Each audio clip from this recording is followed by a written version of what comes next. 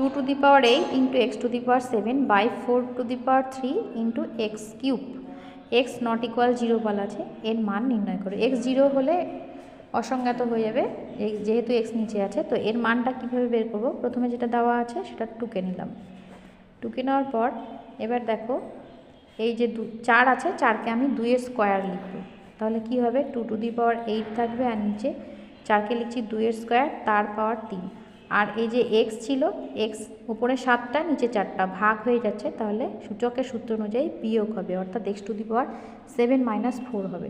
এবার দেখো 2 to the power 8 into হচ্ছে এক্স কিউব, আর নিচে থাকবে 2 to the power, সূচক আর সূচক গুণ হবে, 3 দুগুণ 6।